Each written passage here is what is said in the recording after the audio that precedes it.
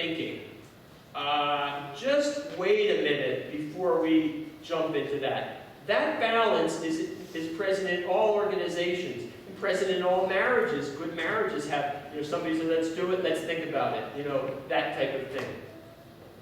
But I'm here to say to you today that an organization, just as a person, and especially a church, can be weighted down by too much, let's wait a minute and think about it. And needs to have a spirit of garau.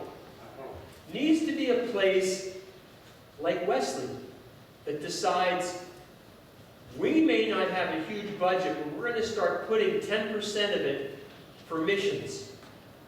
Maybe we can't afford it. Maybe there's people who say, how are we going to heat the church? What about the plumbing that's falling apart? What about this? But says, no, we're going to step out in faith and give to missions. We're going to start to move out beyond our comfort zone.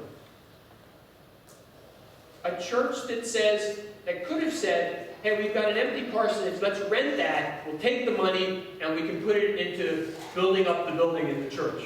But instead they say, no, let's keep the place as an oasis for every Tom, Dick, and Harry who comes in from a church in Pennsylvania to a missionary in Liberia to a family coming from Kathmandu.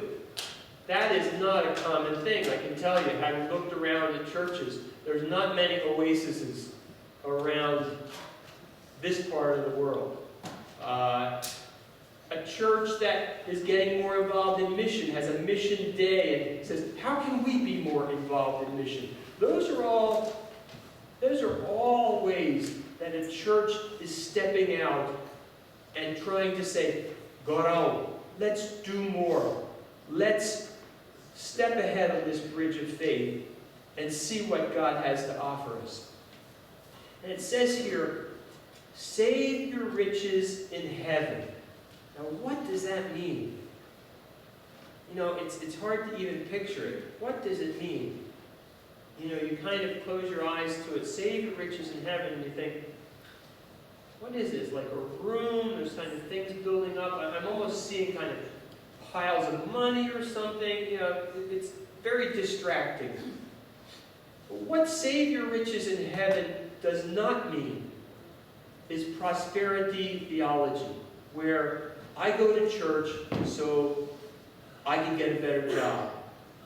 And sometimes that happens. You go to church, you give up a bad habit, you become better at what you do. And that's true, but that's not the point. The point isn't I become a Christian so that I can get a better job, or my kids go to college, or this or that, the other thing. The point of this, save your riches in heaven, starts with a vital center, which is a personal relationship with Jesus Christ. Relationship with Jesus Christ and finding out how much He loves us. And indeed, there are other things that come from that. You will be clothed. You will get enough food. You will come to a place and find love. All those things will happen. But you may also go through a great deal of hardship on the way. So let's not confuse those peripheral things for the center, which is, I have a relationship with Jesus Christ. That is riches in the kingdom, which starts now. That heavenly riches starts right now. Now I'm going to end by telling you about a man whom we know in our church in Nepal. And his name is Anil. And Anil has a life which really embodies stepping out on a bridge which has uncertain ending and has difficulties aplenty all throughout the journey. Anil is about 35 years old, has a wife and a young son. The son is about Benjamin's age.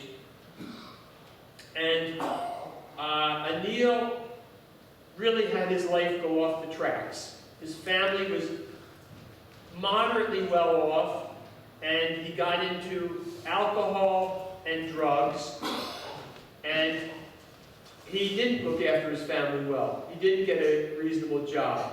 He ran with the local crowd. But one fine day, and it was a fine day, he met at a shop one of the members of our church who runs a store that sells all sorts of kitchen things, named Suleiman. And Suleiman is always telling people about the Lord. And he told Anil about the Lord, and something sparked in his heart. And Anil began reading the Bible fervently. And he accepted the Lord. And he came to our church. And he really caught fire for the Lord. He left any work that he had to become an evangelist. He preaches at our church every fifth Saturday, which is when we have church. But his journey was at a price. He paid a price. Because as soon as he became a Christian, his family said, "You're Hindu. What are you doing becoming a Christian?" And they basically stopped talking to him, to he and his wife and his son. They lived in the same household, but they stopped talking to them. Until Anil's father had a heart attack.